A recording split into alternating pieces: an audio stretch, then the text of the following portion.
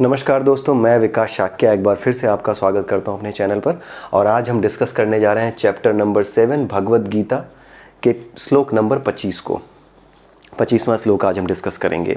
Important श्लोक है, लेकिन उससे पहले हर बार की तरह मैं आपको बता दूं कि 13वां चैप्टर, जिसमें प्रकृति, पुरुष और चेतना यानी परा अपरा हमारे शरीर के 5 कोश, मन बुद्धि अहंकार 24 तत्व, उसके अलावा हमारा मनोमय कोश किस तरीके से हमारे व्यक्तित्व पर प्रभाव डालता है, किस तरीके से ये हमें सांसारिक मोहमाया की ओर ले जाता है और किस तरीके से ये हमें हमारे आनंदमय कोश की यात्रा में भी हमारी सहायता कर सकता है, इसके बारे में हमने डिस्कस किया हुआ है चैप्टर नंबर 13 में। और उसको समझे बिना आप इस चैप्टर को समझ नहीं पाएंगे या किसी भी चैप्टर को आसानी से नहीं समझ पाएंगे, किसी भी श्लोक को समझने में परेशानी होगी। क्योंकि उपनिषदों का ये जो सार है, परा अपरा और ये जो चीज़ें हमने डिस्कस की अभी, ये सारी की सारी बड़ी इंपॉर्टेंट है भागवत गीता के एक एक श्लोक को समझने के लिए। इसीलिए आपको 13वां चैप्टर जो है वो ज़रूर देखना चाहिए, उसके एक एक वीडियो को ज़रूर देखना चाहिए। ठीक है, आइए शुरू करते हैं 25वें श्लोक को, चैप्टर नंबर 7 के। इसमें भगवान श्री कृष्ण अर्जुन से क्या कह रहे हैं ये देखते हैं। भगवान श्री कृष्ण अर्जुन से कहते हैं, नाहम प्रकाशः सर्वस्य योग माया समावृतः मूढ़ोऽयं नाभिजानाति लोको माम जमव्ययम्। भगवान श्री कृष्ण ये कह रहे हैं कि मूर्खों तथा अल्पज्ञों के लिए, मूर्ख और अल्पज्ञ दो अलग अलग शब्द हैं। मूर्ख वो है जो इस चीज़ को स्वीकार ही ना करे, यानी जो ज्ञान को स्वीकार ना करके अज्ञान को ही ज्ञान माने, उन चीज़ों के पीछे भागे जो एक दिन नष्ट हो जाने वाली हैं। बर्बादी को जानते हुए बर्बादी के पीछे भागना मूर्खता है। और ये कोई आश्चर्य की बात नहीं है, हम ऐसे बहुत से मूर्खों को ऐसी मूर्खता करते देखते हैं। बहुत से लोगों को पता है कि जो हम कर्म कर रहे हैं, जिस तरह की बेईमानी, जिस तरह का भ्रष्टाचार हम कर रहे हैं, एक न एक दिन इसका हिसाब किताब हो जाना है। लेकिन उन्हें पूरा विश्वास होता है कि ऐसा नहीं होगा। लेकिन बहुत से व्यक्ति ऐसा सोचते हैं, फिर भी वो पकड़े जाते हैं, इंसाफ होता है, वो जेल में जाते हैं, सज़ा काटते हैं, सब कुछ होता है। हर कोई बच नहीं पाता। कुछ होते हैं जो बच जाते हैं तो किसी और रूप में सज़ा पाते होंगे, लेकिन सज़ा ज़रूर मिलती है। तो बुरे कर्म करते हुए, उनका नतीजा जानते हुए बुरे कर्मों को करते रहना, ये मूर्खता है। जो अज्ञान है उसे ही ज्ञान समझना, जो नहीं करना चाहिए उसी को करने लायक समझना, यही मूर्खता है। अल्पज्ञ वो है जो अहंकारी है, जो जानता है, कई बार बहुत सारी चीज़ें जानता है कोई व्यक्ति, लेकिन उसे ये होता है कि मैं बहुत जानता हूँ, अहंकार होता है। अहंकारी ही अल्पज्ञ है। जैसे अहंकार हो गया कि मैं बहुत जानता हूँ, वही अल्पज्ञ है। जिसकी चेष्टा कभी ना मरे, जिसकी जो जिज्ञासा है वो कभी ना मरे, ज्ञान प्राप्त करने की चेष्टा कभी ना मरे, हमेशा ज्ञान प्राप्त करने की चेष्टा जिसमें बनी रहे, वो अल्पज्ञ नहीं होता। वो ज्ञान का उत्सुक होता है, जिज्ञासु होता है। एक अच्छे शिष्य बनने के उसमें सभी गुण होते हैं। लेकिन जिसको ये लगे कि उसे सब कुछ आ गया है, तो उसके सीखने के द्वार उसी दिन बंद हो जाते हैं जिस दिन वो ये सोचता है कि मैंने सब कुछ जान लिया है या मैं बहुत कुछ जान गया हूँ। उसके सीखने के द्वार वहीं बंद हो जाते हैं। ठीक है, तो मूर्खों और अल्पज्ञों के बारे में भगवान श्री कृष्ण ने कहा है कि मैं कभी भी प्रकट नहीं हूँ, उन्हें मैं कभी भी दिखाई नहीं देता। ये तो अगर आपने इसको समझा है तो समझाने की ज़रूरत यहाँ पर है ही नहीं, क्योंकि ये पूरी की पूरी साइकोलॉजी है और ये पूरा का पूरा साइंस था। यहाँ पर आपकी रीजनिंग कैपेबिलिटी डेवलप हो रही है, आप बड़े आराम से रीजनिंग दे सकते हैं। ठीक है, क्योंकि साइंटिफिक कॉन्सेप्ट आप पढ़ चुके हैं, तो रीजनिंग आप समझ सकते हैं कि मूर्ख और अल्पज्ञों के लिए वो क्यों कह रहे हैं कि वो कभी भी प्रकट नहीं है। क्योंकि मूर्ख आदमी बाहर की चीज़ें, माया मोह, जो इंद्रिय विषय हैं, अच्छा स्वाद, बड़ा घर, बड़ी गाड़ी, विदेश में नौकरी, कहीं पे जाकर के बस जाना, दूसरे देशों में जाकर बस जाना, अपने जीवन को अच्छा बनाने के लिए, अपने जीवन को उन्नत बनाने के लिए अपने कर्तव्यों से मुंह मोड़ लेना, ये सारी चीज़ें जो करता है व्यक्ति, वो क्या है, वो बाहर की ओर भाग रहा है। वो अल्पज्ञ है, या उनमें से कुछ मूर्ख हैं जिन्हें ये लगता है कि यही वास्तविक सुख है, यही है जो करना चाहिए। जिन्हें ये लगता है कि यही तो करना चाहिए, वही अल्पज्ञ या वही मूर्ख हैं। ठीक है, तो इसीलिए इनके बारे में भगवान श्री कृष्ण ने कहा है कि मैं कभी भी उनके लिए प्रकट नहीं हूँ। क्योंकि अगर आप देखेंगे कि जो बाहर की ओर भाग रहा है, जो इच्छाओं के बीज बो रहा है, वो कब जाकर के आनंदमय कोश या फिर जो उसके ऊपर ज्ञानमय कोश है, वो वहाँ तक कब देख पाएगा? नहीं देख पाएगा। जब तक इच्छाओं के सारे बीज धुल करके साफ नहीं हो जाते या उनकी गिनती लगातार कम नहीं होती जाती, तब तक ज्ञानमय कोश दिखना शुरू नहीं होता। अगर आप ज्ञान के माध्यम से जाना चाहते हैं तो ज्ञानमय कोश तब तक नहीं दिखेगा जब तक आपकी इच्छाओं की वासनाओं के बीज नष्ट नहीं हो जाते, मनोमय कोश से गायब नहीं हो जाते। और अगर आप भक्त हैं तो फिर पूरी तरह से समर्पित हो जाता है। न उसे ज्ञानमय कोश की चिंता है, न किसी कोश की चिंता है। वो सिर्फ और सिर्फ अपने ईश्वर में रम जाता है। वो बस ईश्वर ही ईश्वर के गुण गाता है कि हाँ भाई, मुझे कुछ ज्ञान नहीं चाहिए, कुछ भी नहीं चाहिए, मुझे परमात्मा चाहिए। परमात्मा से क्या मिलता है वो मुझे नहीं चाहिए, मुझे परमात्मा ही चाहिए। पापा मुझे क्या देंगे वो मुझे नहीं चाहिए, मुझे पापा चाहिए। ये है, मुझे माँ चाहिए, माँ मुझे क्या ला कर देगी वो मुझे, उसकी चिंता मुझे नहीं है, क्योंकि माँ मेरा ख्याल रखेगी। मुझे उसकी चिंता नहीं है कि वो मुझे क्या खिलाएगी, क्योंकि वो माँ है, वो मेरा ख्याल रखेगी।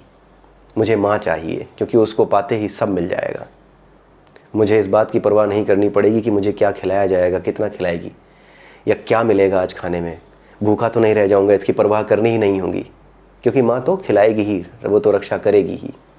ठीक है, तो ये जो विचार है ये भक्त के विचार होते हैं। उसे कुछ नहीं चाहिए। ईश्वर के द्वारा फैलाया हुआ ज्ञान, जिसमें कुछ लोग मोहित हो जाते हैं कि मुझे ब्रह्म को जानना है, सारी किताबें पढ़ डालनी है, सारे पुराण पढ़ डालने हैं, सारे वेद पढ़ डालने हैं, सब कुछ पढ़ डालना है, लेकिन समर्पण का ख्याल उसके दिमाग में कभी नहीं आता।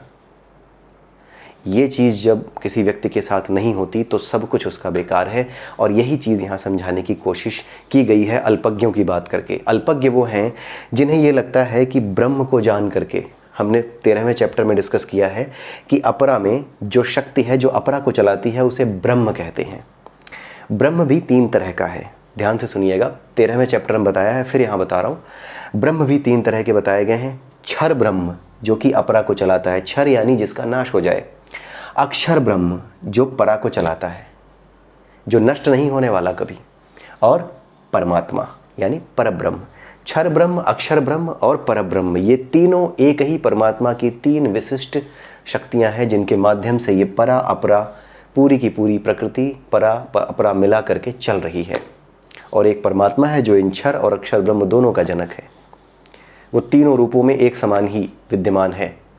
ये ऐसे समझ लीजिए कि कोई बर्फ़ का टुकड़ा है, पानी भी बन सकता है, गर्म करने पर वो गैस भी बन सकता है तो अंततः पानी ही मूल तत्व। तो मूल तत्व परमात्मा ही है, लेकिन परब्रह्म, क्षर ब्रह्म, अक्षर ब्रह्म, ये तीनों उसी के 3 अलग अलग रूप हैं। जैसे पानी के 3 अलग अलग रूप हो गए, एक हो गया बर्फ़, दूसरा हो गया जल द्रवावस्था और तीसरा हो गया गैस। तो ये क्षर अक्षर और परब्रह्म, क्षर ब्रह्म अक्षर ब्रह्म और परब्रह्म, ये 3 व्याख्याएं हैं जो कि 13वें चैप्टर में भी हमने डिस्कस की थी। ठीक है, तो होता क्या है कि जो ज्ञानी होते हैं उन्हें ये लगता है कि ब्रह्म को जानना, लोग कहते हैं, जो विद्वानों में बहस होती है उनमें ब्रह्म को लेकर ही बहस होती है कि ब्रह्म क्या है। तो जो ब्रह्म को जान गया, जो आनंदमय कोश तक पहुंच गया, आनंदमय कोश को तोड़ दिया जिसने, क्योंकि ब्रह्म को जानना ही, ज्ञान का आखिरी उद्देश्य ब्रह्म को जानना है। अगर आप ज्ञान योग के मार्ग से चल रहे हैं, ज्ञान के मार्ग से ईश्वर को पाना चाहते हैं, तो उसका आखिरी ज्ञान का जो आखिरी बिंदु है वो क्या है? इस ब्रह्म को जान लेना जो कि इस अपरा को चला रहा है। ठीक है, इस ब्रह्म को जान जाना, अपरा वाले ब्रह्म को जान जाना, यानी क्षर ब्रह्म को जान जाना, उस ब्रह्म को जान जाना जिसकी शक्ति से सब कुछ चल रहा है।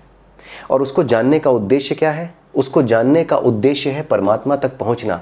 उसको जानना लक्ष्य नहीं है, लक्ष्य है परमात्मा। ज्ञान का लक्ष्य परमात्मा है, ब्रह्म को जानने का लक्ष्य परमात्मा है। ब्रह्म को जानना आखिरी लक्ष्य नहीं है। इसीलिए अगर आप देखेंगे तो मैंने एक उदाहरण लिया है ईशोपनिषद से। ईशोपनिषद एक उपनिषद है। उस उपनिषद में एक भक्त ये प्रार्थना करता है, क्या करता है? हिरण्मयेन पात्रेण सत्यस्यापिहितं मुखम तत्वं पूषन्न पावृडु सत्य धर्माय दृष्टये। वो भक्त ये कह रहा है। उस भक्त की बातों को सुन करके या उस भक्त की बातों को समझ करके आप ये समझ जाएंगे कि यहाँ पर क्या कहा जा रहा है, क्यों कहा जा रहा है कि ब्रह्म को जान लेना, ब्रह्म ज्योति को समझ जाना।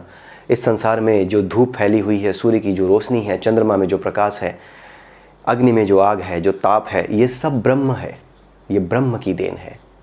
इसको जान जाना आखिरी उद्देश्य नहीं है।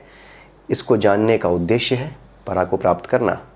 ठीक है, लेकिन इसको जान करके जब किसी को ये लगे कि वो सब कुछ जान गया है, या इसको जानने के बाद भी उसे लगे कि इसके आगे क्या है, इसको तो समझ लिया, इसके आगे क्या है। ठीक है, पहली बात तो ये कि जिसे ये समझ आ जाता है कि वो ब्रह्म को जान गया, उसके अंदर से अहंकार पूरा समाप्त हो जाता है। ब्रह्म को जानने के बाद ब्रह्म को जानने का अहंकार समाप्त हो जाता है, ज्ञान का अहंकार समाप्त हो जाता है। लेकिन वो उसी में अटक जाता है कि ये ब्रह्म है, मैं इसे जान गया हूँ, मैं इसी ब्रह्म में विलीन हो गया हूँ। तो इसी अपरा में वो विलीन रह जाता है। वो परा तक फिर उसकी पहुँच थोड़ी सी डिले हो जाती है, देर हो जाती है। उसको देखिए यहाँ पर कैसे समझाया गया है ईशोपनिषद में।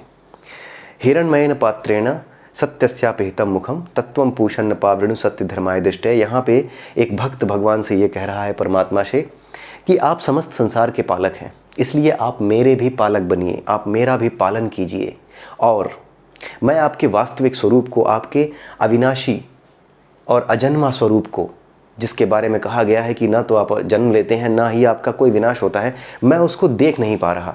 क्यों नहीं देख पा रहा?